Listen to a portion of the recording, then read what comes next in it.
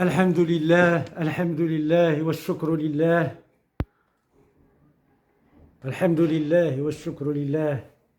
وشكرا لكم، وشكرا لكم يا أسود الأطلس، فقد أدخلت علينا الفرحة وغامرتونا بحبكم وأصبحتم فعلا أبطال قوميين. أبطال قوميين ليس للمغرب فقط بل للعرب. فالمغاربة أولا، والعرب كلهم يقفون من ورائكم، فشكرا لكم. فهذا يزيدنا فخرا ويزيدون حبا لكم. فشكرا لكم، وشكرا لرئيس الجامعة والكأس لم يعد بعيدا عنكم. إنها فرصة تاريخية يجب أن تتنبهوا إليها ويجب استغلالها. فها هو نصف النهاية لم يعد مستحيلا، بل أصبح قريبا جدا. وثقتنا فيكم ثقتنا فيكم كثيرة. نريد منكم المزيد إن شاء الله.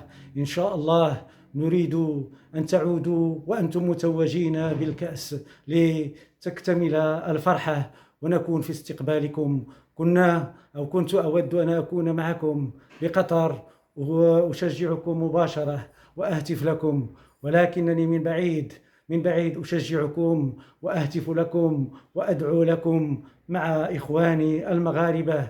نجوب كل مساء، نجوب كل ما انتهت المباريات، نجوب شوارع فاس، أزقة فاس، كلها مزدانة ومزينة بالأعلام الوطنية، والكل يردد النشيد الوطني، والكل فرح متوهج مبتسم في وحدة واحدة وموحدة لم يسبق أن كانت في تاريخ المغرب. فالشعب المغربي بهذه المناسبة ملتف مع ملكه، وقد رأيتم الرباط وخروج جلالة الملك ولي العهد إلى ساحات الرباط، والتفاف المواطنين والشعب المغربي حوله، والكل فرح يتبادل التحية بالتحية، يبادلونه التحية بالتحية ويبادلونه الابتسامة بالابتسامة. هذا هو الشعب المغربي اليوم. كل المدن من طنجة إلى القويرة،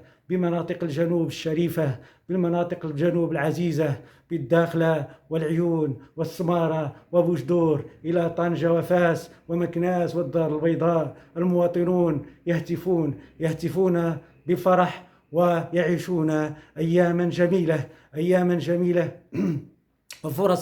وفرصا تاريخية منحتموها لهذا الشعب المغربي العريق، لهذا الشعب. وكنتم أحسن سفراء، عرفتم ببلدكم وبقيمكم وبفنياتكم في الملاعب وخارج الملاعب. فتحية وألف شكر لكم ولله. وأتمنى إن شاء الله أن تتأهلوا إلى النهاية وتبرعوا وتبينوا فنيات اللاعب المغربي وفنيات الأجداد، وتحيون الذكرى وتتوجون بالكأس، وذلك ليس بعزيز عليكم. فقد أصبحتم كما قلت أبطالا قوميين، ليس للمغرب فقط بل لكل العرب ولكل الأفارقة. فالكل يشجعكم، والكل من ورائكم، والكل يهتف بالمغرب وبالشعب المغربي وبالفريق الوطني. فتحية